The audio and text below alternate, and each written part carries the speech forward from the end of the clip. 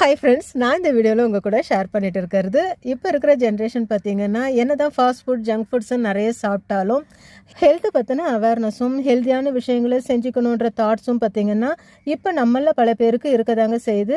அந்த மாதிரி சின்ன சின்ன விஷயங்களை, ஹெல்த்தியான விஷயங்களை டே டு டே லைஃப்பில் நம்ம ஃபாலோ பண்ணிட்டு தான் இருக்கிறோம். அந்த மாதிரி நான் செஞ்சுக்கிட்டு வர சில விஷயங்களை தாங்க இந்த வீடியோவில் உங்கள் கூட ஷேர் பண்ணிட்டு இருக்கிறேன்.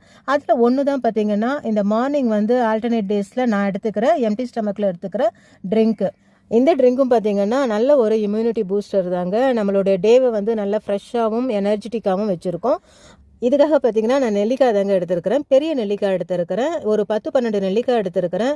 இதை நல்லா மேலே தோலெல்லாம் ஸ்க்ராப் பண்ணிவிட்டு நல்ல பொடியாக இந்த மாதிரி அந்த சீடெல்லாம் எடுத்துகிட்டு சின்ன சின்ன துண்டாக கட் பண்ணி எடுத்துக்கலாம். அடுத்து இஞ்சி நல்ல ஒரு பெரிய துண்டு இஞ்சி, அதையும் தோலெல்லாம் எடுத்துகிட்டு பொடியாக கட் பண்ணி எடுத்துருக்கிறேன். இதை மிக்ஸி ஜாரில் போட்டு நம்ம கொஞ்சமாக தண்ணி விட்டு அரைச்சி இந்த மாதிரி ஜூஸாக எடுத்து நம்ம பாட்டிலில் ஸ்டோர் பண்ணி வச்சுக்கலாங்க.